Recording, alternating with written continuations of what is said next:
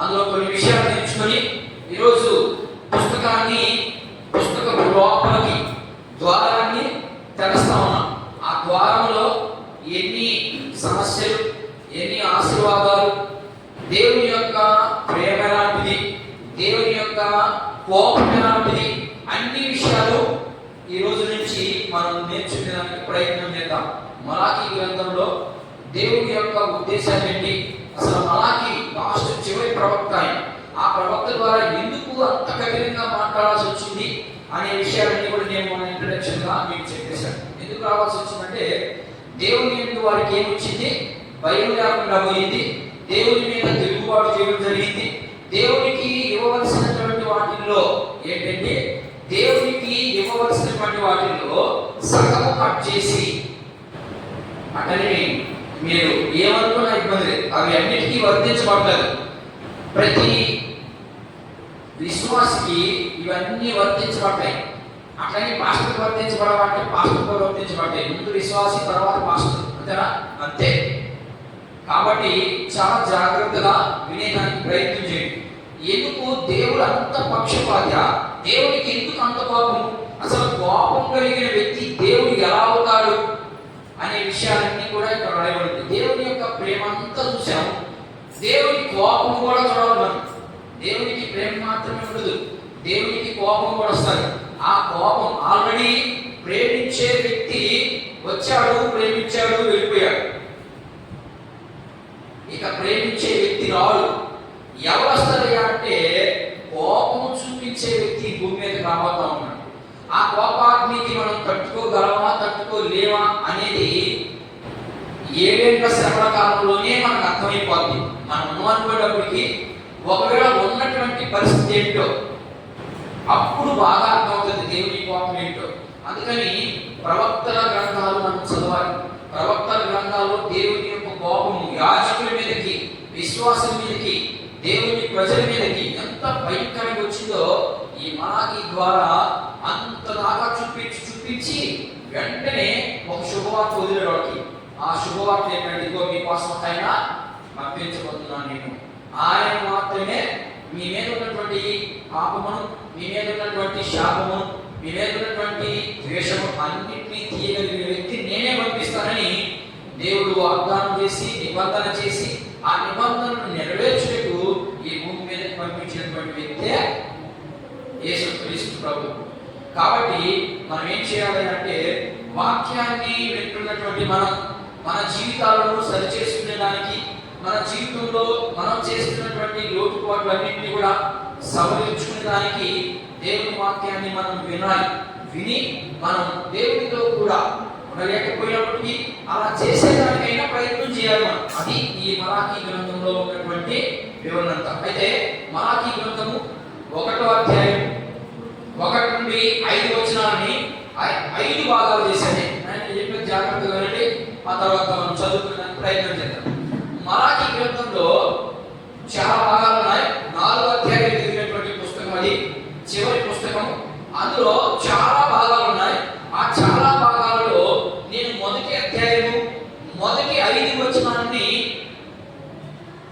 5 భాగాలుగా వివరించాను. అంటే 5 వచనాలని 5 భాగాలుగా వివరిస్తే ఇక ఎన్ని వచనాలు ఉన్నాయి, ఆ వచనాన్ని 8 భాగాలుగా చూడాలని మనకు అర్థమవుతుంది. చూడండి, 5 భాగాలుగా చేశాను నేను. 5 భాగాలు ఏంటో ఒక్కొక్కటి నేను చదువుతూ ఉంటాను, మీరు అర్థం చేసుకునేదానికి ప్రయత్నం చేయండి.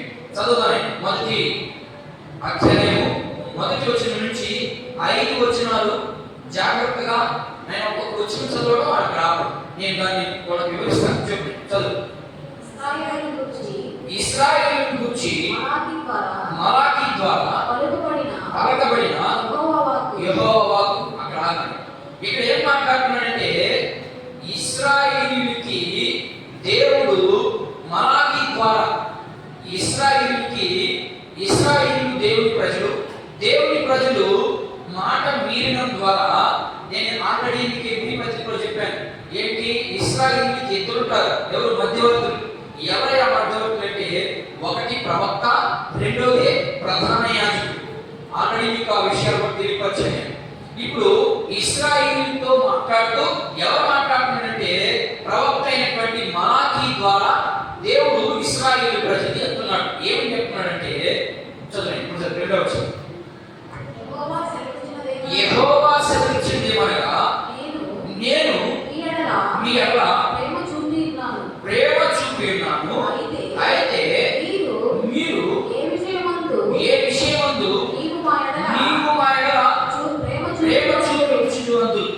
అంతే అక్కడ ఆగుతామే. అది అసలు 2 భాగాలు, దాన్ని కూడా నేను మీకు అర్థమయ్యేదానికి వినిపిస్తాను. ఇక్కడ దేవుడు ఏం చెప్తా ఉన్నాడంటే, ఇశ్రాయేలీయులారా, మలాకి ద్వారా చెప్పిస్తా ఉన్నాడు, ఇశ్రాయేలీయులారా నేను మీ ఎడల ప్రేమ చూపించాను, కానీ మీరేమంటారంటే ఏ విషయంలో మా మీద ప్రేమ చూపించావు? ఏమయ్యా, నువ్వేమో ప్రేమాస్వరూపు, నేను ప్రేమ చూపించాను అని చెప్పావు, ఏ విషయంలో ప్రేమ చూపించావు అని అడిగారు. ఎవరు? ఇశ్రాయేలు అడుగుతున్నారు దేవుడిని. మనం కూడా చాలా విషయాలు అడుగుతాం, అవేంటో కూర్చుందాం. నేను 2 విషయాలు మాత్రం చెప్పి నేను ముగించేదానికి ప్రయత్నం చేస్తాను. చాలా లోతుగా ఉన్నటువంటి వాక్యం. అయితే ఇప్పుడు దేవుడు మాట్లాడుతున్న వల్ల, ఇప్పుడు దాకా ఎవరు మాట్లాడారు? ఇశ్రాయేలు ప్రజలు మాట్లాడారు. దేవుడు మాట్లాడిన తర్వాత ఇశ్రాయేలు ప్రజలు మాట్లాడారు. ఏ విషయంలో ఆయన ప్రేమ చూపించాము? మేము నానా తంటాలవుతున్నామే, అనేకుల ద్వారా మేము హింసించబడుతున్నామే, మాకు భోజనాలు లేవే, మాకు అవి లేవే, మాకు ఇవి లేవని దేవుణ్ణి అడిగి, మాకు ఏ విషయంలో ప్రేమ చూపించావు? నువ్వేమో ప్రేమ చూపించాలంటున్నావు, మాకేమో నీ ప్రేమ కనపడడం లేదు అనే విషయాన్ని మళ్ళా లేవనెత్తారు. లేవనెత్తిన తర్వాత ఇప్పుడు మళ్ళా దేవుడు మలాకి ద్వారా ఏం మాట్లాడుతున్నాడంటే, ఇప్పుడు చదువునే, ఏశావును యాకోబులకు ఉదాహరణ చూపిస్తున్నాడు. ఇదిగో చూడండి, ఇశ్రాయేలీయులారా, ఏశావు యాకోబుకి అన్నగాడా? క్వశ్చన్ మార్క్ పెట్టాడు అక్కడ. ఆ క్వశ్చన్ మార్క్ లో చాలా విషయాలు చదువునే. అయితే నేను యాకోబును మాత్రమే ప్రేమించితిని, ఇదే యెహోవా వాక్కు. ఎవరు ప్రేమించాడట? ఏశావుని ప్రేమించలేదు. ఇద్దరు ఒకే తల్లి గర్భంలో నుంచి వచ్చారు, కానీ నేను ఏశావును మాత్రము ద్వేషించాను, యాకోబును మాత్రము ప్రేమించాను అంటున్నాడు. మీరు ప్రశ్న ఇక్కడ, యాకోబునే ఎందుకు ప్రేమించాల్సి వచ్చింది? ఏశావుని ఎందుకు ద్వేషించాల్సి వచ్చింది? దేవుడు పక్షపాత, లేకపోతే దేవుడికి ఇంకేదైనా ఆయన మీద ద్వేషం ఉందా? అసలు దేవుడు అనే పదానికి అర్థము ఆయన అన్ని చేసుకోగలిగినటువంటి వ్యక్తి ఎందుకు కొంతమందిని ద్వేషిస్తాడు, ఎందుకు కొంతమందిని ప్రేమిస్తాడు? ఇదే భాగం. యాకోబుని మాత్రమే ప్రేమించడానికి యాకోబు ఏమన్నా పైని చూడబడ్డాడా, లేకపోతే ఏశావు ప్రేమించకపోవడానికి ఏశావు ఏమన్నా శక్తిమైన గర్భం నుంచి వచ్చాడా? లేదు కదా. ఇద్దరు వచ్చింది ఒకే గర్భంలో నుంచి వచ్చారు. ఎవరి ఆ గర్భం అంటే రెబెకా గర్భంలో నుంచి వచ్చినటువంటి వ్యక్తులే వీళ్ళిద్దరు. అయితే దేవుడు ఎందుకు ఒకరిని ప్రేమించి ఒకరిని ద్వేషించడానికి కారణాలు ఏంటో కొన్ని విషయాలు చూద్దాం. యాకోబుని ఎందుకు ప్రేమించాడు, ఏశావుని ఎందుకు ద్వేషించాడు, ఇశ్రాయేలు ప్రజలు ఎందుకు ఆకర్షించారు, దేవుడు ఎందుకు ఆ జవాబు ఇస్తున్నాడు? నేను చెప్పేది అర్థం అవుతుందా? ఏడాడో వాక్యం అర్థం కాదు.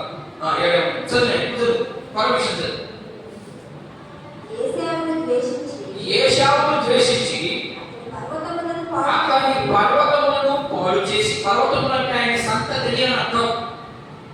అర్థమైనా? ఆయన సంతానాన్ని పాడు చేసి, లేకపోతే ఆయన ఇచ్చినటువంటి దానంతటినీ పాడు చేస్తుంది. దాని ఆచరణ చదువు. తన స్వాస్థ్యము అరణ్యమందు నక్కలు పాలు చేసి తిని, చివరి వచ్చింది, మనము నాశనమైతిమి, పాడైన మన స్థలములను మరలా కట్టుకుందుము రండిని ఏదో మీరు అనుకుందురు. అయితే సైనికులకు అధిపతి యెహోవా వారు కట్టుకున్నను నేను వాటిని క్రింద పడదోయెదను. లోకులు వారి దేశము భక్తిహీనుల ప్రదేశమని వారు యెహోవా నిత్య కోపాగ్నికి పాత్రులనియు పేరు పెట్టెను. 5వ వచనం, కనులారా దాన్ని చూచి ఇశ్రాయేలు సరిహద్దులలో యెహోవా బహుగనుని అందరూ అనుకుంటారు. ఏంటంట 5 విషయాలు చెప్పాడు. 5 విషయాలు నేను మళ్ళా చిన్న భాగంగా చెప్పేదానికి ప్రయత్నం. కృపా సత్య సంపూర్ణమైన మా దేవ, చదవబడినటువంటి వాక్య భాగంలో నుంచి నాతోనూ మీ బిడ్డలతోనూ మా అందరితోనూ అర్థమయ్యే రీతిగా మేము మాట్లాడి మమ్మల్ని అందరినీ సర్వసత్యంలోకి నడిపించే కృపను మాకు అనుగ్రహించిన యేసు పరిశుద్ధ నామములో ప్రార్థిస్తున్నాము తండ్రి. ఆమేన్. ఓకే, మొదటి భాగం ఇక్కడ ఏం కనబడుతుందంటే, మొదటి 2వ వచనంలో ఏం కనబడుతుందంటే, దేవుడు ఇశ్రాయేలును ప్రేమించి వారికి సహాయం చేసి వారిని బయటికి రప్పించి వారిని చాలా ఉన్నతమైనటువంటి స్థితిలో పెట్టాలనుకున్నాడు దేవుడు. ఇశ్రాయేలుని బాగా ఉన్నతమైనటువంటి స్థితిలో పెట్టాలని దేవుడు అనుకొని దేవుడు వారి మీద చాలా ప్రేమ చూపించి వారిని అనేక రీతిలుగా పోషిస్తూ తీసుకొచ్చాడు. అయితే ఇశ్రాయేలు ప్రజలు దేవుడి మీద ఏం చేశారు, మాకు అంటే ఏం చేశారు అని ఆయన మీదకి తిరుగుబాటు చేశారు. నేను ఇక్కడ రాశాను చూడండి, దేవుని ప్రేమ ఇశ్రాయేలు పట్ల మొదటి భాగం, అందులో 2 భాగాలు చూద్దాం. అప్పుడు ఆయన మాట్లాడాడు, ఏమని, నేను ఎడల ప్రేమ చూపించాను అని అంటే, ఇప్పుడు నువ్వు మా ఎడల ఇప్పుడు ప్రేమ చూపించావు, మాకేం అర్థం కావట్లేదే, నువ్వు ప్రేమ చూపించావు ఎక్కడ చూపించావు, ఏది మాకు ప్రేమ అని అడిగినప్పుడు ప్రవక్త వాళ్ళని చూపిస్తున్నాడు. ఏమని, ఇదిగో మీరు ప్రేమ చూపించలేదు అనుకుంటున్నారు కదా, ఆయన ప్రేమ ఎలాంటిదో ఒకసారి కొన్ని వచనాలు మీ యొక్క వెనక జీవితం, ముందు జీవితం కాదు, వెనక జీవితంలో నేను ఎలా ఉన్నాను, ఇప్పుడు ఎలా ఉన్నాను అనేది అర్థం చేసుకోండి అని ఇశ్రాయేలుతో మాట్లాడుతున్నాడు. ఇది సంఘానికి వర్తించబడదు అని చెప్పే మాటలు గుర్తుపెట్టుకున్నాడు. ఇవి ఇశ్రాయేలు మాటలు. సంఘానికి విశ్వాసకి ఎలా దాన్ని మనం అర్థం చేసుకోవాలి, దాన్ని వివరించినప్పుడు మీకు అర్థమవుతుంది. ఇది ఇశ్రాయేలు ప్రజలతో దేవుడు మాట్లాడుతున్నటువంటి సంఘటన, ఇది వివరణ.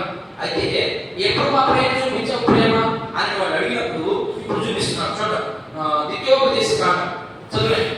ద్వితీయోపదేశ కాండము వారి యొక్క దేవుని యొక్క ప్రేమ ఎలాంటిదో దేవుడు చెప్తా ఉన్నాడు. మనకి చదువులేండి. అందులో ఏ భాగం ఏ ఒకటోది దేవుని ప్రేమ, 2 దాంట్లో ఒకటో పాయింట్ ఏంటంటే ఏ కానీ ఒకటో పాయింట్ అని పెట్టుకోండి. పాయింట్ నెంబర్ 1 ఎక్కడ ప్రేమించాము మమ్మల్ని అనేది ఒక పాయింట్ నెంబర్ 1. ఆ పాయింట్ నెంబర్ 1 లో ఎక్కడ ప్రేమించాలో చూపిస్తున్నాడు. ద్వితీయోపదేశ కాండము 4వ అధ్యాయం చూడండి ఒకసారి. ద్వితీయోపదేశ కాండము 4వ అధ్యాయం 37వ వచనం నుంచి గమనిద్దాం. ఆయన మీ పితరులను ప్రేమించను కనుక వారి తరువాత వారి సంతానాన్ని ఏర్పరచుకొని నీకంటే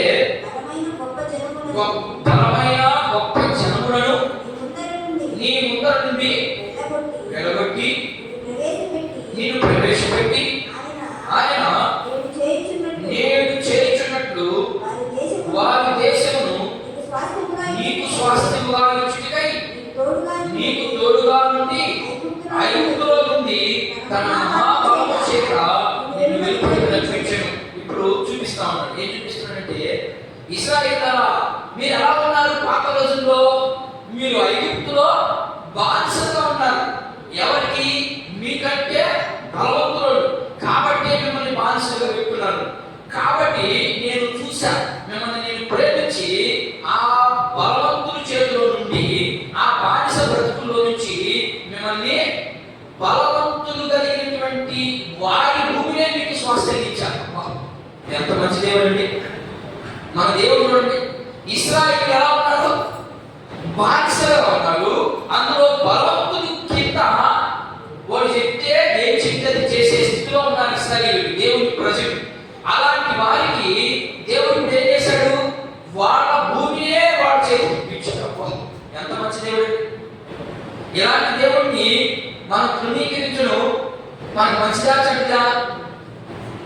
ఇశ్రాయేలుతో మన ఇశ్రాయేలీయులు మనము అలాంటి దేవుడిని ఆయన జ్ఞాపకాల్లో ఉంచుకోకుండా మనం మనిషి వచ్చినట్టు తిరుగుతా ఉన్నామంటే మనం మంచివాడుగా చెడ్డవాడుగా?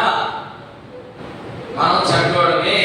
అందుకని దేవుని కోపం మన పైన రగులుతుంది. ఎలా రగులుతుందంటే లోపలికి వెళ్ళేది మనం చూద్దాం. హెచ్చరిక చేశాడు దేవుడు. ఖచ్చితంగా దేవుడు ముందుగానే హెచ్చరిస్తాడు. అది ఇశ్రాయేలు ప్రజలకు కానీ సంఘానికి కానీ. ఇశ్రాయేలు ప్రజలకైతే ప్రవక్త ద్వారా వార్త పంపించాడు. ఈ రోజు దేవుని వాక్యం ద్వారా మీతో నాతో మాట్లాడతాడు. అర్థమైనట్టు. ఇశ్రాయేలు ప్రజలకైతే దేవుని వాక్యం ఆ రోజుల్లో పుస్తకాలు లేదు, కొద్ది పుస్తకాలు మాత్రమే ఉన్నాయి. అన్ని విషయాలు తెలియదు వారికి. కానీ ఈ రోజు సంఘంలో నివసిస్తున్నటువంటి విశ్వాసం అనబడిన మనకి అన్ని విషయాలు చెప్పేశాడు. బైబిల్ గ్రంథం ఇచ్చి, ఇదిగో చదువుకొని నీ జీవితాన్ని మార్చుకుంటావా లేకపోతే మార్చుకోవాలి నీ ఇష్టం, నాకు సంబంధం లేదు అని చెప్పి మనకు ఇచ్చేశారు. ఇది ఇశ్రాయేలు పట్ల ఉన్న ప్రేమ. మొదటి వచనం చూసి ఇంకొక వచనం చూద్దాం. ఇంకొక వచనం కూడా చూసేదానికి మనం ప్రయత్నం చేద్దాం. ఉదాహరణకి ద్వితీయోపదేశకాండము 7వ అధ్యాయం చూద్దాం. కొత్తగా చదవాలి. ఆయన ప్రేమ చూడండి ఇశ్రాయేలు పట్ల ఎలా ఉంది చదివాను. ద్వితీయోపదేశకాండము 7వ అధ్యాయం 7-8 వచ్చిన 7వ అధ్యాయం, మీరు సర్వజనుల కంటే విస్తార జన్మ. చూడండి ఆయన ప్రేమ చూడండి ఇశ్రాయేలు పట్ల ఎలా ఉంది. మీరు అలాంటి సర్వజనుల కంటే విస్తారంగా మీకు నేను అభివృద్ధి చేశాను. యెహోవా మిమ్మల్ని ప్రేమించి మిమ్మల్ని ఏర్పరచుకొనలేదు. సమస్త జనముల కంటే మీరు లెక్కకు తక్కువే కాదన్నాయట. ముందే చెప్పాడు. మొదట 8వ వచనం తర్వాత 7వ వచనం చదివితే మనకు అర్థం అవుతుంది. కానీ మీకు భావం అర్థం కావాలి కాబట్టి నేను ముందు పైనుంచి చదువుకోండి. ఏమంటున్నాడంటే ఇక్కడ ఇశ్రాయేలురా మీరు లోకంలో ఉన్నటువంటి ప్రజలతో పోల్చుకుంటే చాలా తక్కువ మంది మీరు, అంతే కదా, అంతే కదమ్మా, అంతే. మీరు చాలా తక్కువ మంది. కానీ మిమ్మల్ని ఎలా చేశానంటే నేను ఆ జనాల కంటే ఎక్కువ మంది చేశాను. అది నా ప్రేమే. నా యొక్క ప్రేమను మీరు రుచి చూస్తా ఉన్నారని చెప్పాడు. ఇది 2వ ఉదాహరణ. 3వ ఉదాహరణ చూద్దాం. రాజుల మొదటి గ్రంథం ఉదాహరణ, రాజుల మొదటి గ్రంథము 10వ అధ్యాయం 9వ వచనం ఒకసారి గమనిద్దాం. నేను ఇశ్రాయేలు ప్రజల గురించి వివరిస్తున్నాను, విశ్వాసం దగ్గరికి రాలేదు ఇంకా. చదువు. మీ యందు ఆనందించి నిన్ను ఇశ్రాయేలు మీద ఇశ్రాయేలులో నిన్ను ఎవరి గురించి మాట్లాడుతున్నాడు అంటే సొలొమోను మహారాజు గురించి మాట్లాడుతున్నాడు. సొలొమోను మహారాజుకి ఎంత జ్ఞానం ఇచ్చాడు, ఎంతమంది జనాలకి రాజుగా నియమించాడు. ఇది ప్రేమ కాదా? చూపిస్తా ఉన్నాడు. ఆయన ప్రేమ ఎలా చూపిస్తున్నాడంటే ప్రతి విషయంలో చూసుకుంటూ వస్తున్నాడు. మీరు బానిసగా ఉన్నారు, అక్కడి నుంచి విడిపించారు. ఇది ప్రేమ కాదా? రెండోది, మీరు అందరికంటే చాలా తక్కువ మందిగా ఉన్నారు, మిమ్మల్ని అందరికంటే ఎక్కువ మంది చేశాం. ఇది ప్రేమ కాదా? మరలా మీరు ఇశ్రాయేలులో రాజుగా అభిషేకించబడిన వారు చాలా మంది ఉన్నారు. ఇది ప్రేమ కాదా? 3 విషయాలు ఇచ్చాడు. 4వ విషయం ఇర్మియా గ్రంథము 31వ అధ్యాయం. ఇర్మియా గ్రంథము 31వ అధ్యాయం. ఆయన ప్రేమ చూడండి ఇశ్రాయేలు పట్ల ఎలా ఉందో. 4వ వచనం 3 నుంచి ఇర్మియా గ్రంథము 31వ అధ్యాయం. చాలా కాలము ఇర్మియాతో మాట్లాడుతున్నాడు. ఇర్మియా ఎవరు? ప్రవక్త. ఇర్మియా ప్రవక్త. ప్రవక్త ద్వారా ముందు దేవుడు హెచ్చరిక చేస్తాడు, మంచిగాని చెడుగాని. చాలా కాలం ముందు యెహోవా నాకు ప్రత్యక్షమై ఇట్లనే ఏంటంట శాశ్వతంగా నాకైతే పాపమే రాదు. ఆయన అంటున్నాడు ఇక్కడ ఏం చెప్తున్నాడంటే ఇప్పుడు దాకా నా పాపాన్ని నా మంచితనాన్ని చూసుకుంటూ వచ్చాడు. కానీ చాలా కాలం అయిన తర్వాత అంటే కొద్ది దినాలు జరిగిపోయిన తర్వాత మీరు నా ప్రేమనే వస్తారు, పాపం చూడరు. అవునుగా నాకు అసలు పాపమే రాదు. అలాంటి వ్యక్తి చదువునే అమ్మ చదువు ఎంత మంచి మాట చూడు సార్. చదువు శాశ్వతమైన ప్రేమతో నేను నిన్ను ప్రేమించుచున్నాను కనుక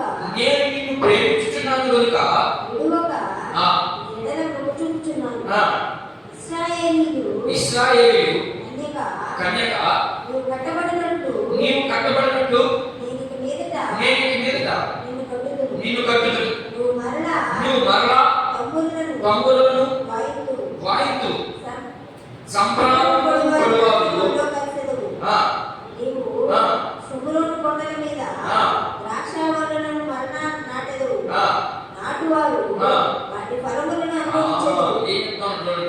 మీరు ఇప్పుడు దాకా ప్రేమ గురించి చెప్పుకుంటూ వచ్చాడు.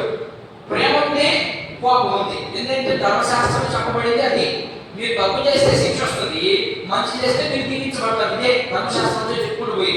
కానీ ఇర్మియా గ్రంథము ఇర్మియా ద్వారా లాస్ట్ చివరి మాటలు ఏం మాట్లాడాడంటే ఇదిగో నా ప్రేమని నా కోపాన్ని రెండు చూశారు, కానీ ఇక నేను నా కోపాన్ని సమాధి చేసేస్తున్నా. ఇక నాకు కోపమే రాదు. మీరు ఎన్ని తప్పులైనా చేయండి, మీరు ఏమైనా చేయండి, నాకు ఈ కోపం రాదు. నేను శాశ్వతమైన ప్రేమని మీకు చూపిస్తానని చూపించాడు మా దేవుడు. వాళ్ళకి శాశ్వతమైన ప్రేమ చూపించాడు. ఇశ్రాయేలు పట్ల చూపించాడు. యేసుక్రీస్తు ప్రభు రావడమే ప్రేమ స్వరూపం వచ్చేసాడంటే ఆయన ఎంతకాలం చూపించాడు వాళ్ళకి? ఇంచుమించు 33.5 సంవత్సరం ప్రేమ చూపించాడు. అయినా కూడా వాళ్ళు మౌనంగానే ఉన్నారు. ఆ తరువాత మళ్ళా దేవుడు కొంత ఆయన ఆరోహణమై వెళ్ళిపోయి కూడా ఇంచుమించు మళ్ళా 40 సంవత్సరాలు ప్రేమించాడు. 37 40 ఎంతమా? 37 సంవత్సరాలు, 33.5 సంవత్సరము ప్రేమ చూపించాడు ఆయన బ్రతికినంత కాలం. ఆయన వెళ్ళిపోయిన తర్వాత కూడా ఇంచుమించు 40 సంవత్సరాల దాకా ఆయన ప్రేమ చూపించాడు. మొత్తం ఏంటంటే 70 సంవత్సరాలు. 70 సంవత్సరాలు ప్రేమ చూపించిన మనుషుడు మారకపోగా ఇప్పుడు రాబోతా ఉన్నాడు. ఎలా? ఉగ్రలోకం దాల్చుకుని వెళ్ళిపోయాడు. ఆయన వెళ్ళిపోయి ఇంచుమించు కొన్ని వేల సంవత్సరాలు అయిపోతా ఉంది. అయినా కూడా ఆయన రావడం లేదు. కారణం అంటే ఆయన శాశ్వతమైనటువంటి ప్రేమ చూపిస్తానే ఉన్నాడు. ఇంకా నా బిడ్డ మాట్లాడు. ఆయన వచ్చాడు అంటే ఇక ప్రేమ ఆగిపోయినట్టే. ఆయన చెప్పేది అర్థమవుతుందా?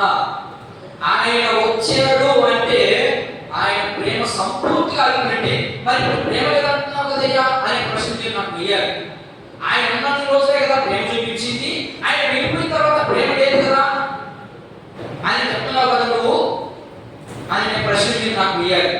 వేసినప్పుడు నేను మీకు ఇచ్చే జవాబు ఏంటంటే ఆయన ప్రేమ చూపించి వెళ్ళిపోయా. ఆయన కోపము తప్పు చేస్తా ఉన్నాడు కదా. జనాలు తప్పు చేస్తా ఉన్నారా? చేయలేదా? జనాలు తప్పు చేస్తానే ఉన్నారు. దేవుని ప్రజలే, పక్కవాళ్ళు మనకు అనవసరం, దేవుని ప్రజలే తప్పు చేస్తా ఉన్నారు. ఏ తప్పు చేస్తున్నారంటే మీరు తప్పులు అనుకుంటే బయట ఉన్నటువంటి తప్పుల గురించి నేను మాట్లాడు. అసలు దేవుడు అలాంటి మాటలు తీసుకొని బైబిల్ గ్రంథంలో పెట్టడు.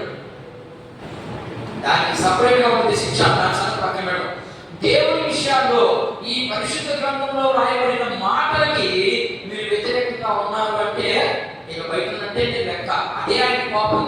ఆయన చెప్పింది ఒకటి, మీరు చేసేది ఒకటి. దానికి ప్రతిఫలంగా రేపు సంఘం ఎత్తబడినప్పుడు అక్కడ చేస్తాడు ప్రతిఫలం. సంఘం ఎత్తబడలేదు మనకి ఎత్తబడే రోజు మధ్య ఆకాశంలోనే తీర్పిచ్చేస్తాడు. ఇదిగా అప్పుడు తెలుస్తుంది ఎవడు మంచి భక్తి, ఎవడు దేవుడితో కూడా నడిచాడు, ఎవడు దేవుని ఆజ్ఞను పాటించాడు, ఎవరు దేవుని ఇష్టానుసారంగా జీవించాడో. రేపు మధ్యాకాశంలో తీర్పు తీర్చే రోజు కనబడుతుంది. అప్పుడు వరకు మనం ఎన్ని తప్పులు చేసినా, ఎన్ని పొరపాటు చేసినా ఆయన మౌనం ఉంటాడు. ఎందుకని చెప్పాడు ఆయన, నేను శాశ్వత కాలం ప్రేమ చూపిస్తాను అని చెప్పాడు. ఇశ్రాయేలుకి చూపించాడు. వాళ్ళు 70 సంవత్సరాలు. శాశ్వత కాలం అంటే ఒక మనిషి జీవితము 70 సంవత్సరాలే. అధిక బలం ఉంటే 80 సంవత్సరాలు అని చెప్పాడు దేవుడు. అంతేనా? కీర్తన 90వ కీర్తనలో 16వ వచనం 14వ వచనంలో కనబడుతుంది. మా దినములు నువ్వు బాగా చూస్తే 80 సంవత్సరాలు, లేకపోతే 70 సంవత్సరాలే. అంటే అది జీవిత కాలం. అదే దాన్ని ఎలా మాట్లాడుతుంటే గ్రంథకర్త శాశ్వత కాలం నా జీవితం, లేకపోతే నా ఆయుష్ ఉన్నన్ని రోజులు అని దాని అర్థం. కానీ వాడు మనుషులు మాట వినలేదు. మాట వినకపోగా దేవునికి కోపం వచ్చి నీకంటే భయంకరుని నాయన సైడ్ ఉంది. దేవుని కోపం ఎలా బయటకు వస్తుందంటే మనం మంచోడా, మన మంచోడు మన దీనికి వస్తుంది దేవుని కోపం. మనకంటే పనికిమాలిన ప్రజలు, మనమే పనికిమాలిన. ఎందుకని దేవునికి వ్యతిరేకంగా చేసిన పనికిమాలిన. మనకంటే 100 రెట్లు పనికిమాలిన ప్రజలు. అలాంటి వాళ్ళు రాస్తాడు దేవుడు నీ మీద యుద్ధానికి. మంచోడు రాస్తాడు దేవుడు. నేను తప్పు చేశానమ్మా, మంచోడు పంపిస్తాడు. నన్ను ఎవరికి తగ్గు పంపిస్తాడు. నన్ను మంచోడు వస్తే నన్ను ఏమంటాడు? గమ్ము వెళ్ళిపోతాడు. మంచోడు కదా. అందుకని మనకంటే భయంకరమైన పాపంలో ప్రజలు, మనకంటే భయంకరంగా చెప్పిపోయే ప్రజలు, అలాంటి వాళ్ళు రాస్తాడు దేవుడు. రేపే వాడి చేత మనకు ఇంకా చెప్పకూడదని అంత భయంకరమైనటువంటి స్థితిలోకి మీరు వెళ్తారని చెప్పాడు. చెప్పినట్టుగానే ఎన్నో సంవత్సరం వచ్చాడు యేసుక్రీస్తు ప్రభు చచ్చిపోయిన తర్వాత టైటస్ చక్రవర్తి టైటస్ చక్రవర్తి వచ్చాడు కదా. టైటస్ చక్రవర్తి భూమి మీదకి వచ్చి పరిపాలనలోకి వచ్చి ఆయన అందరినీ, దేవుని ప్రజలందరినీ ఓత కోసి వదిలేశాడు. చాలా మందిని చంపేశాడు. చాలా మందిని చెట్టు కట్టేసి మైలు పోసేసి అక్కడికి తీసి పెట్టేసేవాడు. అంత మైలు చూడండి, మైలు గురించి చెప్పిన మైలు ఆరిపోద్దా? ఇప్పుడు కృష్ణానికి వస్తే కాసేపు దాని పవర్, ఆ తర్వాత దాని పవర్ మైలు అయితే మనిషి ఎదుర్కోడు. మైలు పోసేసేవాడట యూదుల మీద. పోసేసి అక్కడికి తీసి పెట్టేస్తుంది. మైలు మాట్లానే ఉంటుంది. ఒకవేళ కృష్ణాయిలో పెట్రోల్ పోస్తే ఒక గంట బూడిదైపోతాం, మనం. కానీ మైలు పోస్తే బూడిదవు. అది చిన్న బాధగా. ఒకసారి మీరు టెస్ట్ చేసుకోండి. ఇంటికి మైలు ఉంది కదా, మన క్యాండిల్ ఏం తీసుకుంటాం కదా, ఆ క్యాండిల్ చేతి మీద కరిగించుకొని వేసుకొని దాన్ని పెట్టుకొని చూద్దాం. మీ చర్మం కాస్తుంది కానీ మనం చచ్చిపోతుందా? అలాంటి మైలు పోసి టైటస్ చక్రవర్తి ద్వారా అనేకమైన గందరగోళాలు సృష్టించాడు. ఆయన సృష్టించినా కూడా వాళ్ళకి దేవుని పాపం అనిపించుకోవాలి. వాళ్ళు ఎన్నో మేము తప్పు చేశాం, మా దగ్గర దేవుడు అంటున్నాడు, మమ్మల్ని క్షమించేవాడు దేవుడు అనే ఉద్దేశంతో వాళ్ళు ఉన్నారు. ఇది ఇశ్రాయేలు యొక్క చరిత్ర. ఇప్పుడు దాకా చెప్పింది ఇశ్రాయేలు పరిస్థితి. ఓకేనా? ఏమంటున్నారు ఆయన్ని? నాకు ఆయన చూపించే ప్రేమ చూపించదమ్మా. ఐదుగురు ఉన్నప్పుడు తీసుకొచ్చాడు, నీళ్ళు లేకపోతే నీళ్ళు ఇచ్చాడు, ఆహారం లేకపోతే ఆహారం ఇచ్చాడు. ఆ తర్వాత నీకంటే బలం కలిగినటువంటి వ్యక్తుల్ని నీవు సింపుల్గా కనపడుతుంటే వాళ్ళ కత్తులు తుపాకులు ఉంటే వాళ్ళని నీ కర్రలతో చంపించాడు. తుపాకీ తుపాకీ ఏడించి కాక చస్తాడు మనిషి, కర్ర ఆనించేపోతే చస్తాడా? అలాంటి వాళ్ళందరినీ నేను నీ కర్రల చేత చంపించాను. అంతే. అర్థం ఏంటంటే బలము కలిగినటువంటి వ్యక్తి నీవు బలహీనుడివి, నీ చేత వాళ్ళని చంపించాను. ఇది ప్రేమ కదా? అన్ని విషయాలు చూపించుకుంటూ వచ్చాడు. వీళ్ళకి మాత్రము ఏ బుద్ధి రావడం లేదు. బుద్ధి రాకపోగా ఇప్పుడు విశ్వాసం దగ్గర పోతాం. వాళ్ళ బుద్ధి రాదు, మనకన్నా రావాలి కదా బుద్ధి. నేను ఈ పాయింట్ దగ్గర అయిపోయేటట్టు ఈ పాయింట్ మీద అయిపోతాం. విశ్వాసం. ఇప్పుడు ఇశ్రాయేలు పట్ల ప్రేమ చూసాం. ఇప్పుడు వెంటనే ఇశ్రాయేలు పక్షాన విశ్వాసుల పట్ల దేవుడు ప్రేమ చూపించడా? మనమైతే ఏమనుకుంటామో ఆయన ఉద్దేశాలు ముందు చెప్పి ఆ తర్వాత మనమేమనుకుంటామో కొన్ని నేర్చుకున్నాం. యోహాను సువార్త 3:16 ఉన్నాయి. యోహాను సువార్త 3:16 చూడండి. విశ్వాసుల పట్ల ఆయనకున్న ఉద్దేశం చూద్దాం. మనం ఏమంటాము తర్వాత మాట్లాడతాం. ముందు ఆయన గురించి చూడాలి. ఎందుకంటే ఇక్కడ ఇశ్రాయేలు యొక్క ప్రేమ గురించి చూసుకుంటూ వచ్చాం. ఇప్పుడు అలాగే మనం ఎవరి ప్రేమ చూడాలి? దేవుని ప్రేమ చూడాలి. చూద్దాం. 3:16 దేవుడు లోకమును ఎంతో ప్రేమించాడు అంటే అర్థం ఏంటి? దేవుడు అర్థం ఏంటి? దేవుడు లోకం ఎంతో ప్రేమించాడు. ఎంతో అంటే అనంతం అనేది అర్థం. దానికి ఒక అడ్డు లేదు. ఎంతైనా కానీ శాశ్వతమైన ప్రేమకి దీనికి లింక్ ఉంది. ఎంతో ప్రేమించాడు. ఏ ప్రేమ అయినా మనం ఏమడుగుతున్నాం? శుభ్రంగా రాసే చూడాలి. ఏమడుగుతున్నాం మనం? దేవుడు ప్రేమించాడు. మనం ప్రేమించాడా? ఎట్లా ప్రేమించాడు? ఎలా ప్రేమించాడు ఆయన? దేవుడు ప్రేమ స్వరూపి బాగానే ఉంది.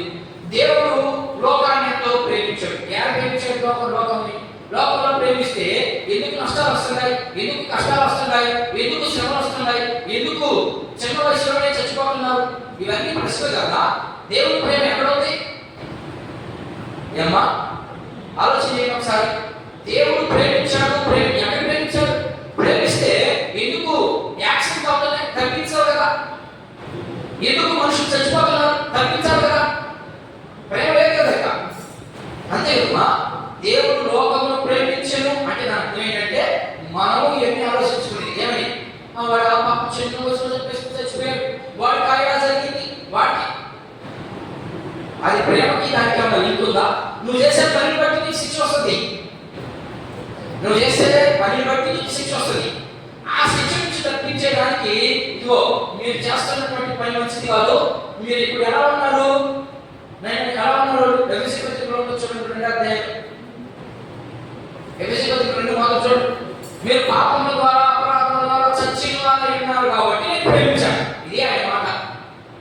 మనం సువార్తకి వెళ్తాం. చాలా మంది సువార్త చెప్పేటప్పుడు ఏం చెప్తారు చెప్పండి? మీరేం చెప్తారు సువార్తకి వెళ్తే? ఇప్పుడు ఆయన ఏం చెప్పాడు? ఇక్కడ మీరు పాపముల ద్వారా అపరాధముల ద్వారా చచ్చున్నారు కాబట్టి నేను మీ అన్న ప్రేమ చూపించి మిమ్మల్ని ఆ పాపముల నుంచి బయటికి తీసుకురాగలిగే నేను ఒక్కడిని అని దేవుడు చెప్తా ఉన్నది. మరి ఈ రోజు సువార్తకు వెళ్ళి లేకపోతే ఎవరికైనా ఒక విషయం చెప్పాలంటే మన సువార్త ఏం చెప్తున్నాం? చెప్పేవాడు ఏం చెప్తున్నారంటే వెళ్ళి అక్కడికి మీరు యేసు ప్రభువుని నమ్ముకోండి మీకు ప్రకారం ఉంటారా? ఏమ్మా, యేసు ప్రభువుని నమ్ముకుని ప్రకారం ఉంటారా? నీ గర్భద్వారం మూసింది ఆయన. మరి నువ్వు ఎలా చెప్తావు అన్నమాట? చెప్పే దాంట్లోనే తేడా ఉంది. సువార్త దేవుడు అలా చెప్పలేదు. అక్కడి నేను అడగడం తప్పని నేను చెప్పను.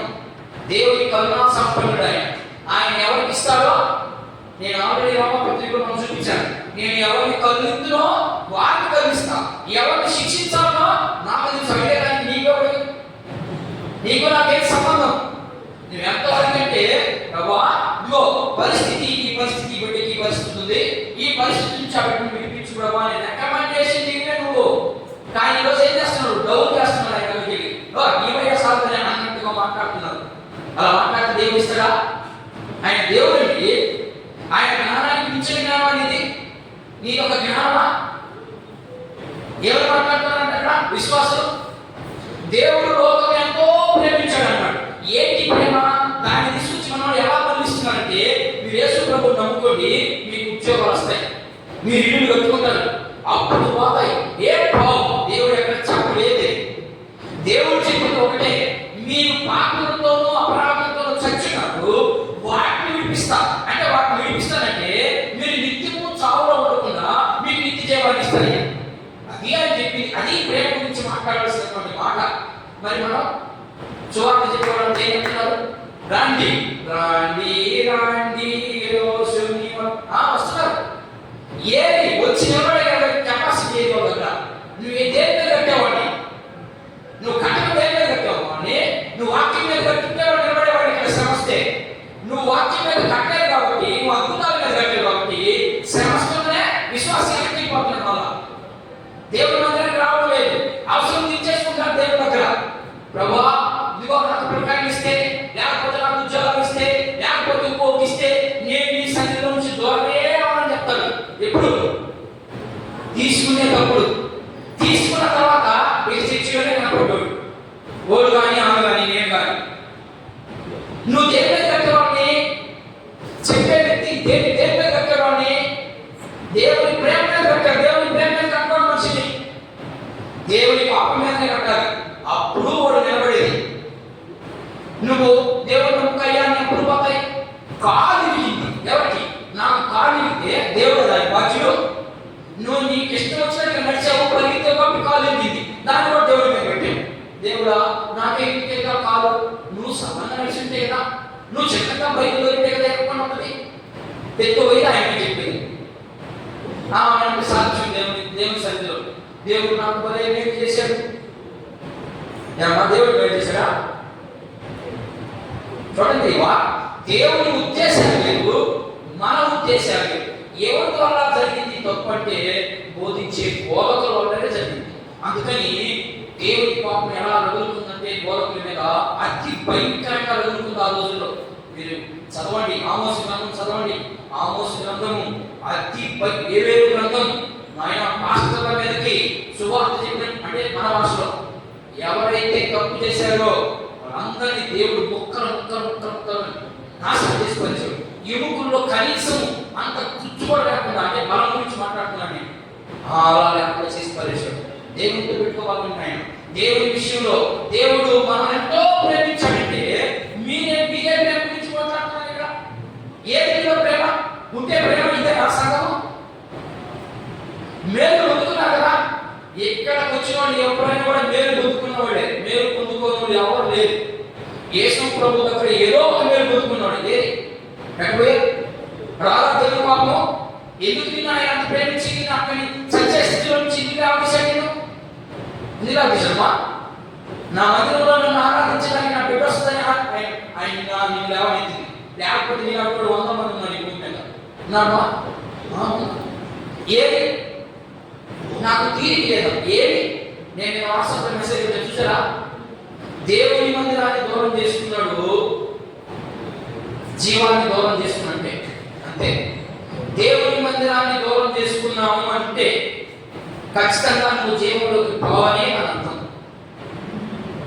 దేవుని వాక్యం అంత ఖండితంగా చెప్తా ఉంటే మనం ఎందుకు మనకేమి చాలా రావట్లేదు? కారణం ఏంటంటే దేవుడు శాశ్వతమైన ప్రేమతోనే ఉన్నాడు, ఇంకా రాబోతా ఉన్నాడు. ఏమి పని కట్టో గొడవలో ఎక్కువ రాబోతా ఉన్నాడు. వచ్చేదానికే మన జీవితాలు మార్చుకోండి దేవుని వాక్యం హెచ్చరిస్తాము. ఇశ్రాయేలు ప్రజలతో చెప్పింది, ఇదిగో నేను మిమ్మల్ని ప్రేమించానన్నది. యాడ ప్రేమించాడు? అడిగాడు, చూపించాడు. ఇదిగో మీకోసం ఆయన ఏం చేశాడో నేను చూపిస్తాను. విశ్వాసం కోసం ఏ ప్రేమ చూపిస్తున్నాడు ఆయన. మరి నువ్వు నేను ఎలా ఉన్నావు చూద్దాం. యోహాను రాసిన మొదటి పత్రిక చూద్దాం. చూడండి, యోహాను రాసిన మొదటి పత్రిక 4వ అధ్యాయం. ఆయన ప్రేమను నీవు గుర్తుపట్టడం లేదు. ఆయన ప్రేమను నీవు గుర్తుపడితే ఎలా ఉండదు, ఎలా ఉంటుందో అది చూడండి. సరే, యోహాను రాసినటువంటి మొదటి పత్రిక 4వ అధ్యాయం 9-10 వచ్చిన అమ్మా నేను మైక్ తీసుకోవాలి. నాకేం పడలేదు, నాకేం పడాలి. మన సంతోషము ఏంటంట? ఏమమ్మా? మన సంతోషము పరిపూర్ణం అంటే నిత్యం ఉండేదానికి మేము ఈ సంగతులు రాయించున్నాము. మేము ఏంటంట? ఏమమ్మా? మేము ఆయన చెబుతుంటే విని మీరు ప్రకటించు వర్తమానం ఏమనగా దేవుడు వెలుగై ఉన్నాడు. దేవుడు ఏమై ఉన్నాడు? వెలుగై ఉన్నాడు. చీకటి ఎంత మాత్రమూ లేదు. దేవుడు ఏమై ఉన్నాడంట? వెలుగై ఉన్నాడు. ఆయన ఎంత ఉన్నోళ్ళకి, లేకపోతే ఆయన ఎందు చీకటి ఎంత మాత్రం ఉండదన్నాడు. మరి నువ్వు ఎందున్నావు? నువ్వు నేను విశ్వాసిగా ఉన్నటువంటి మనం ఎవరు ఎందున్నావు? చీకటి ఎందున్నావా? వెలుగు ఎందున్నావా? వెలుగు ఎందుంది? ఏది నీలో వెలుగు? ఏది నీలో ఆ యొక్క ప్రకాశమైనటువంటి వెలుగు? మనగా లేదు, మనగా ఉంది. చీకటి లేదు కదా. దేవుని మందిరాన్ని దూరం చేసుకోవడం. దేవుని మందిరాన్ని దూరం చేసుకుంటున్నావు నువ్వు అంటే అర్థం ఏంటంటే నీ దగ్గర చీకటి ఉంది. చీకటి దేనికి సాదృశ్యము? పాపానికి సాదృశ్యం. పాపం దేనికి సాదృశ్యం? పాపం ఏదో ఒకటి నువ్వు దేవుడిని వ్యతిరేకిస్తే పాపం అయిపోతుంది. దేవుడు మాట వినకపోవడమే పాపం, అంతే కదా. మరి ఎంత క్లారిటీగా వాక్యం చెప్తా ఉంటే, ఎంత క్లారిటీగా అపోస్తలుల బోధన వినమాడుతా ఉంటే, లేదండి మీరు ఎన్నప్పుడైనా చేయండి, మీ అప్పుల కోసం మేము ప్రార్థన చేస్తాం. ఎక్కడిది? రాత్రికి వచ్చాక మీరు వాళ్ళు నీకు డబ్బులు పెడతాడు, మీ అప్పులన్నీ పోతాయి. అప్పు చేసేది నువ్వు, అమ్మా అప్పు ఇచ్చేది వేసుకున్నావా? చేసింది నువ్వు దేని కోసం చేసావు? నీ ఆడంబరాల కోసం చేసావా? దేవుని పని నిమిత్తం చేసావా? దేవుని పని నిమిత్తం చేస్తుంటే నీకు ఎప్పుడైనా దీవెనేది, నీకు ఎప్పుడైనా దీవెనేది.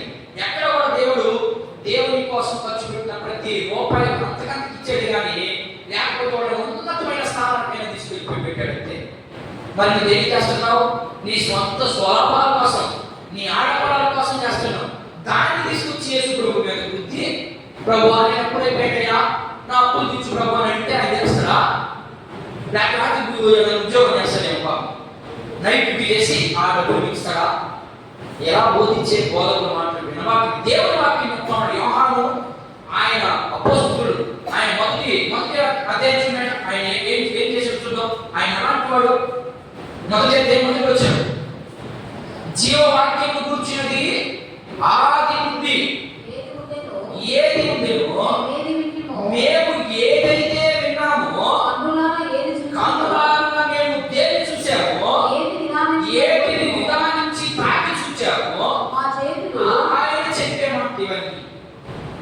నేను చదవండి, నేను ముగిస్తాను తొందరగా. ఇందుకు చదవండి ఆయన మాట. యోహాను ఏం సాక్షిస్తామన్నాడు? మేము ఆది నుండి అంటే యేసుక్రీస్తు ప్రభువు పుట్టినప్పటి నుండి మేము ఏదైతే విన్నామో, ఏదైతే కళ్ళారా చూసామో, ఏదైతే నిదానించి ఏంటంట యేసు ప్రభుని పరిశీలించాడు. అదే కానమాట దాని అర్థం. యేసు ప్రభు చెప్పే మాటల్లో ఈ జీవితం ఉందా అది పరిశీలించడం అంటే, నిదానించి గమనించడం అంటే యేసు ప్రభు చెప్పినట్లు ఆయన జరిగిందా, అలాంటి క్వాలిటీస్ ఉన్నాయా అని పరిశీలన చేశామో నేను సాక్ష్యం ఇచ్చేది ఏమనగా, మనల్ని శాశ్వతమైన ప్రేమతో మిమ్మల్ని ప్రేమిస్తే మీరు ఇప్పుడు ఏం చేస్తున్నారు? మీరు చీకటికి మీ హృదయాన్ని అప్పగిస్తున్నారు. దానివల్ల మీకు ప్రయోజనం ఉండదు. మళ్ళా మీరు ఏమంటారు? ఎవరి మా మీద దేవుని ప్రేమ ఎక్కడుంది? అన్ని చూడండి, శుభ్రంగా చదువుకుంటున్నారు, వాళ్ళ ప్రకారం ఉద్యోగాలు వస్తున్నాయి, వాళ్ళే ఉన్నతమైన స్థానాల్లో ఉన్నారు, వాళ్ళకే పిల్లలు పుట్టినారు, వాళ్ళకే పెళ్లిళ్ళు అవుతున్నాయి. అన్ని ఉన్నతమైన అన్ని విషయాలన్నీ కూడా ఎవరికి అవుతున్నాయి? అన్ని కూడా కలుగుతున్నాయి. యేసు ప్రభువును నమ్ముకున్నందుకు ఏం మిగిలింది మాక? దేవుని మధ్య అడుగుతా ఉంది. ఏం మిగిలింది మాకు? దానిపోతే అందరూ ఎక్కడ చేశా, మాకు చూస్తే మా పిల్లకైతే బాగా వచ్చా, మా పిల్లకైతే తగులు పోయా, ఏది మా పైన చూసి ప్రేమయా? అంతేగా మనం అడిగేదా? అంతే, మనం అడిగేది అంతే.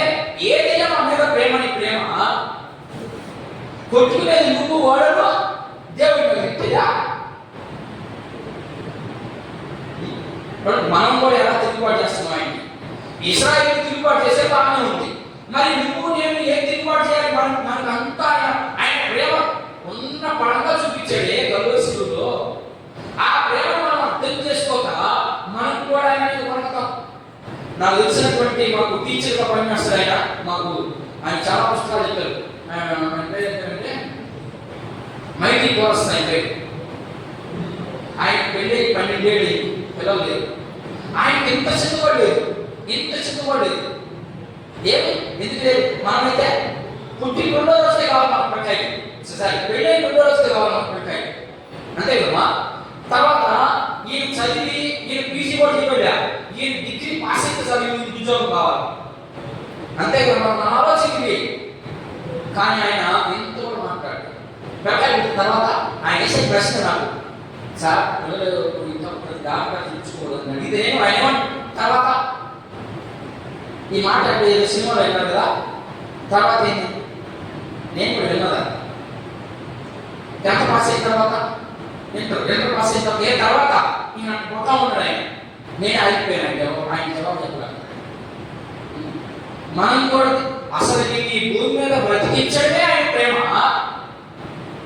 దాన్ని బాగుంటుంది మన లోకంలో అన్ని అడుగుతా ఉంటే యాకించడమే ప్రేమ అని అడుగుతా ఉంది. మళ్ళా ఆయన ప్రేమలో ఉన్న ఆ త్యాగం, అసలు ఆయన చేసినటువంటి ఆ పనిని మనం అర్థం చేసుకోవాలనే దేవుణ్ణి ఎటుపడితే మాట్లాడుతాము. ఈ 4 ఎటుపడితే మాట్లాడుతూ ఉంది. ఎందుకని? దేవుడు మన పైన ప్రేమ చూపిస్తున్నాడు కాబట్టి. అదే దేవుడు ఒకరికి చూపిస్తే మాట్లాడితే తినాలిగా. ఉదాహరణకు మా నాయన ఉన్నప్పుడు నేను పొందు సిగరెట్ అన్ని తాగుతా ఉన్నాను అనుకో, ఏమా గమ్మురా లేనప్పుడైతే ఆయన కనబడదు కదా. అంతే ఇప్పుడు ఆయన లేనట్టే ఉన్నాడు, కానీ ప్రతి ఒక్కరిని గమనిస్తా ఉన్నాడు.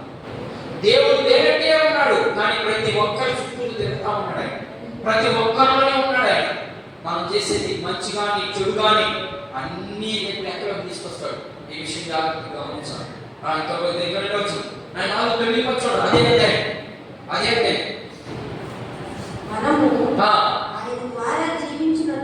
మనము ఆయన ద్వారా జీవించినట్లు దేవుడు తన అద్వితీయ కుమారుడు ఏం చేశాడట? మన చదువు మనము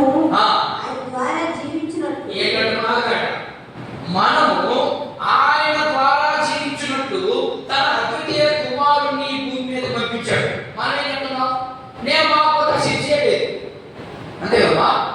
చెప్పేది అదే. నేను దాన్ని లేకపోతే ఆ చర్చిలో మనుషులే రాదు. కానీ దేవుడే మాట్లాడుతున్నాడు ఇక్కడ. ఏమో ఒకసారి మనము ఆయన ద్వారా, అంతే. ఆయన మహిమ. నేను ఆయన సినిమాలు కాకపోతే, లేకపోతే నేనున్న చర్చికి నేను కానీ పాస్టర్ కాకుండా కాకపోతే ఇక ఆ చర్చి పాస్టర్ నేను రాదు, నేనే పాస్టర్ బాబు అమ్మా. మనల్ని ప్రేమించి ఆయన మనగా ఆయన ప్రేమించేది. మనం ప్రేమించాము ఆయన్ని. ఏమిచ్చి రుణం తీర్చుకోము. అద్భుతంగా పాట రాశాడు. ఏమిచ్చి రుణం తీర్చుకోగలం అయ్యా మేము? ప్రాణం పెట్టినా కూడా రుణం తీర్చుకోగలం ఆయనకి. మరి నమ్మలేసాగా నువ్వే మమ్మల్ని ప్రేమించేదా? మేము ప్రేమించి నీ మందిరంలోకి వచ్చి నీ మందిరంలో నేను ఆరాధిస్తున్నాం. ఎవరు ప్రేమించి? మేము ప్రేమించి. ఆయన ప్రేమిస్తే కదా వచ్చింది ఇక్కడికి అనేది పక్కన పెట్టేసాం. ఆయన ప్రేమించాడు కాబట్టి నీకు మంచి ఆరోగ్యం ఉంది. లేకపోతే హాస్పిటల్ ఎంతమంది కొడుకున్నారా? మీకు ఆ భాగ్యం లేదు. నీకు గొప్ప భాగ్యాన్ని ఇచ్చి నీకు మంచి ఆరోగ్యాన్ని ఇచ్చి ఈ లోకంలో బాగులేక ప్రభుని నీ ఇష్టం జీవించి ఆదివారం రోజు అక్కడికి వచ్చి నాకు మొక్కలను ఆయన చెప్తే మనం ఏం చేస్తాం? ఆదివారం కూడా ఫుల్ బిజీ నాకు ఏమ్మా, అంతే కదా? ఆదివారం బిజీయే, శుక్రవారం బిజీయే, శనివారం బిజీయే, బుధవారం బిజీయే. ఇంకెప్పుడు నువ్వు ఖాళీ ఉండేది. 8 దినాలు మౌనం ఉంటాడు. ఒక తండ్రి బిడ్డలు ఎన్ని రోజులు జ్ఞాపకాలమ్మా? చచ్చిపోయిన వారు జ్ఞాపకాలా అంటే ఆ బిడ్డ వయసు పెద్ద పైబడి ఆయన అన్ని చేసుకోగలిగిన దాకా తండ్రి సాగగలరా? ఉదాహరణకి ఒక చిన్న పక్షి కాదు, పక్షి ఎన్ని రోజులు జ్ఞాపకది? చిన్న పక్షి 1 నెల అంటే దానికి రెక్కలు వచ్చేంత వరకు సాగుతుంది. ఆ తర్వాత దాని జీవితం అది ఎత్తుకోవాలి, దీని జీవితం ఇది ఎత్తుకోవాలి. వాటిని చూసాను నేర్చుకోండి. రేపు నీ కొడుకు వస్తారా? గ్యారెంటీ ఉందా? ఏమా నీ అయిపోయిన వస్తారా? దాన్ని చూసి అర్థం చేసుకున్నాక వాటిని అన్నింటినీ మనకు సాదృశ్య రూపంగా పెట్టిపోయాడు ఆయన. మనం ఏమనుకుంటామంటే మన వయసు ఉన్నంతసేపు మా ఏమన్నాడే మన ఆయన ఉన్నాడే లేకపోతే ఏం చూడరు. వాడే నీకు గుండె అయిపోతారు. నిన్ను చూడగలిగే ఇప్పుడు ముదిని వచ్చే వరకు ఎత్తుకుని ఎవరు? నేను. నా ప్రేమ లేకపోతే మనిషి కూడా అంతే సింపుల్. అది ఎంత ఉంటే ఇన్ని మనకు కనిపిస్తా ఉన్నా కూడా మనం ఏం చేస్తాం?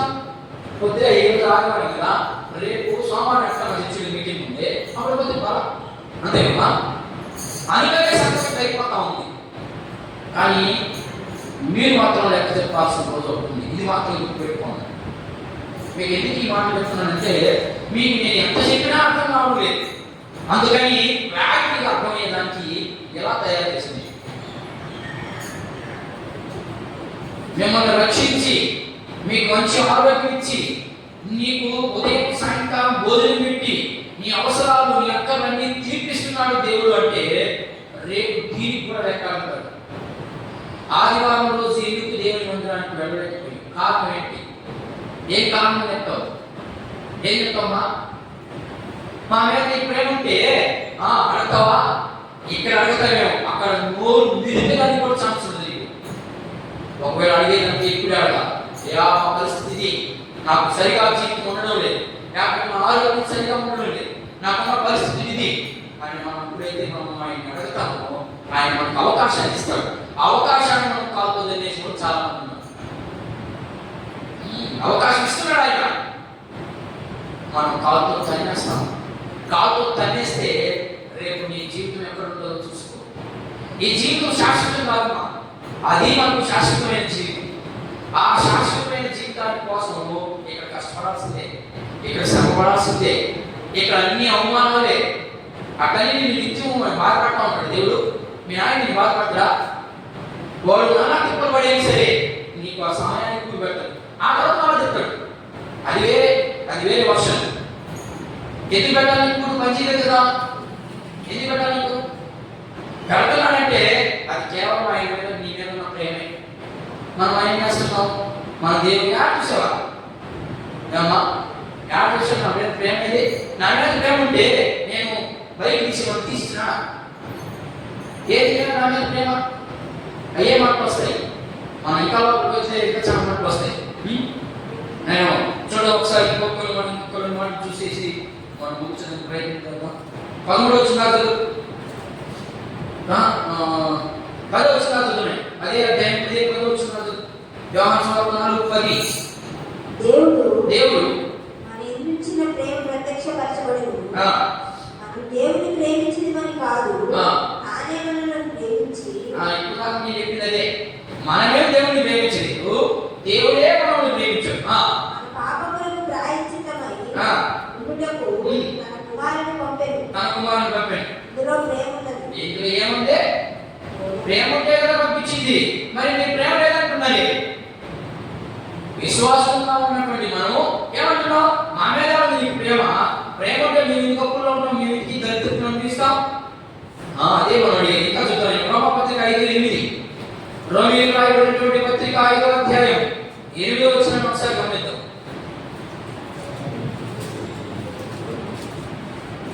రోమీయులకు రాయబడినటువంటి పత్రిక 5వ అధ్యాయం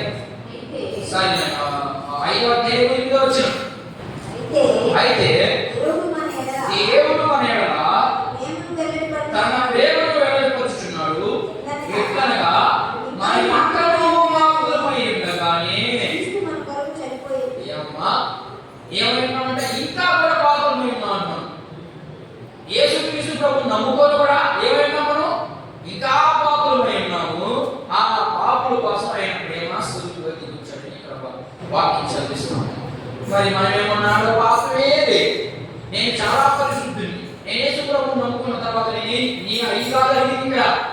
నువ్వు దేవుడి కోసం దేవుడి మందిరంలో ఎంతసేపు కట్టావు? ఇది అడిగేది లెక్క. ఇంకా చూద్దాం. 11 అంతేకాదు మన ప్రభు అయిన యేసుక్రీస్తు ద్వారా మనం ఆయనకు వర్తించబడుచున్నాము. ఆయన ద్వారా ఇప్పుడు సమాధాన స్థితి పొంది ఉన్నాము. ఎంత మంచిది. 14వ అధ్యాయం అదే పత్రిక యోహాను సువార్త 14వ అధ్యాయం. చదివిన యోహాను సువార్త 14వ అధ్యాయం 2వ వచనం చదివి ముగించుకున్నాం. 21 14:21 నా ఆజ్ఞలను అంగీకరించి వాటిని దైవము వాడే నన్ను ప్రేమించువాడు. ఏది ఏమైనట్లుగా నేను చెప్పిన ఆజ్ఞలను విని వాటిని ప్రేమించి వాటిని జరిగించువాడు మాత్రమే నా బిడ్డ. లేకపోతే బిడ్డ కాదు. ఆయన ఆజ్ఞ ఏంటి? ఏ ఆజ్ఞలు పనిచేసుకొని 7వ దినం రమ్మని వాళ్ళకి, మనకు కాదు. మనకి నిత్యం నీకు సమయం దొరికినప్పుడల్లా అది వాళ్ళకి. 7 దినాలు ఇశ్రాయేలుకి, మనకు కాదది. సంఘానికి కాదది. సంఘానికి ఎప్పుడు జరిగితే అప్పుడు వెళ్ళాలి. ఖాళీ ఉంటే మనంతా బిజీ కాబట్టి మనం వెళ్ళాం. కుటుంబ ప్రార్థన మా ఊరిలో మాకు బిజీ మేము నీటికి కూడా వస్తాడు. నీటికి నా ఇంటికి కూడా వస్తాడు. నువ్వు పోతే నా ఇంటికి కూడా వస్తాడు.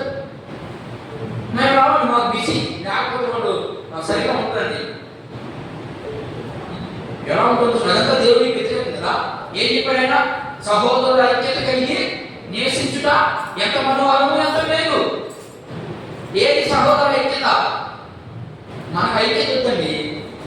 మన చర్చిలోనే అంతే, అదొక మనకు సంబంధం లేదు అన్నట్టుగా ఉంది మన పాయింట్. చూద్దాం. ఇంకొక మాట చూద్దాం. చూడండి, ఇంకో 2 మాటలు. 17వ అధ్యాయం యోహాను సువార్త 17వ అధ్యాయం 6వ వచనం. 17:6 లోకం నుండి నీవు నాకు అనుగ్రహించిన మనుషులకు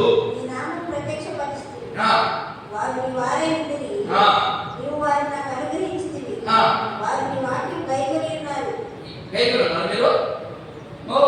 ఎట్లున్నారా? ఏం చెప్తాడు యేసుక్రీస్తు ప్రభు?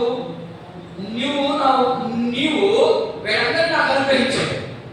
అనుగ్రహించి నా వాక్యాన్ని వింటున్నారా? వింటున్నారా మీరు? దునిగా చేసి చెప్పండి. వాక్యాన్ని వింటున్నారా? లేదు, వింటలేదు. వింటున్నారు, మూట పెట్టేసి తప్పులు పెట్టేసి వెళ్ళిపోతా ఉన్నారు. వింటే ఆధ్యాత్మికంగా మనం రోజు రోజుకి ఎదుగుతానే ఉంటాం.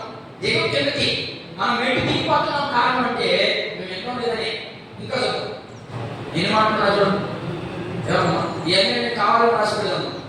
మనం ఆస్తులు రాసుకొచ్చాను. నేను అప్పుడు ఖండించున్నాను. 1 యోహాను 3వ అధ్యాయం 1 వచ్చిన చదువు నేను ముగిస్తాను.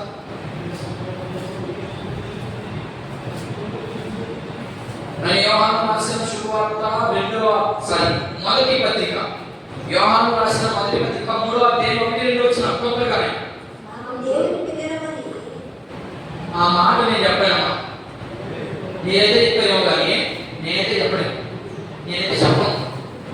ఏం చెప్తున్నారా? చదవమ్మా. మీరు ఎవరు? ఎందుకంటే మీరు దేవుని పిల్లలు కాబట్టి. నేను మాత్రం దేవుని పిల్లలు కాదని అనుకుంటున్నాను. అయితే మనం ఉండాలి, కొంత పార్టీస్ ఉండాలి. అవును కదా? ఖచ్చితంగా పదం పలికేదానికి అర్హత ఉన్నారు. మనకు అర్హత లేదు. ఎందుకని? ఆయన ఎక్కడ తింటే మనకు అర్హత వస్తుంది. మనము దేవుని చదువు. మనము దేవుని పిల్లలమని పిలువబడినట్లు తండ్రి మనకు ఎట్టి ప్రేమ అనుగ్రహించెను. చూడుడి మనము దేవుని పిల్లలమే. ఈ హేతువు చేత ఈ కారణము చేత లోకం మనల్ని ఎరుగదు. ఎరుగదు. ఏలయనగా అది ఆయన ఎరగలేదు. ఎరగారు మీరు. క్లారిటీగా రాస్తా ఉన్నాడు. ఏమని? మీరు దేవుని పిల్లలని మీరు ఎరగాలంటే లోకం విడిచిపెట్టాలి. ముందు విడిచిపెట్టినప్పుడు ఆయన ఎరగాలి. అదే తన అర్థం అక్కడ. లోకం విడిచిపెట్టదు. లోకంలో నాశనం కావాలంటే మనిషి జీవితం అంతే. మనం వాటిని ఎప్పుడైతే విడిచిపెట్టామో అప్పుడు మనం ఆయన పిల్లలు అవుతాం. మనం ఏం చేస్తాం ఇప్పుడు? మాకు యేసు ప్రభు కావాలా, రెండోది లోకం కావాలి. కుదరదు. అందుకని అంటాడు, రే చీకటికి వెలుగుకి పొత్తు కుదరదు, విశ్వాసికి అవిశ్వాసికి స్నేహం కుదరదు. ఇన్ని మాటలు చెప్తే మీరు లోకంలోకి ఉప్పోయి ఉన్నారు, మీరు లోకంలోకి దిగిపోయి ఉన్నారు. ఎన్ని మాటలు చెప్పాడు. ఏది వల్ల దీపం, ఏది వల్ల ఉప్పు, ఏది వల్ల వెలుగు. ఇంకెట్ట అవుతామో మనం దేవుని పిల్లలమే అవుతామా? అవలేదు. కాబట్టి ఇప్పుడు ఏం చేయాలి? మనం అవ్వాలి. ఆయన ఖచ్చితంగా మనం దేవుని పిల్లలు అవ్వాలనేది ఆయన ఉద్దేశం. అందుకని నేను బ్రతికించి రాత్రి వాటి సంకల్ప పడేసేవాడు. అవును, నిజం చెప్తున్నాను. నువ్వు ఆయన పిల్లలు అవ్వాలనే ప్రేమించి మంచి ఆరోగ్యం ఇచ్చి నీకు ఇది చేస్తుంది. అందుకే ఇప్పుడు ఏం చేయాలి? ఇప్పుడు దాకా దూరం అయిపోయింది. ఇప్పుడు ఏం చేయాలి? ఆయన దగ్గర వాళ్ళని ఏం చేయాలి? ఆయన దగ్గర వాళ్ళు ఏం చేయాలమ్మా? నేను తినాకమ్మా ఏంద్రో కూడా అదంతా రికార్డ్ అయిపోతుంది.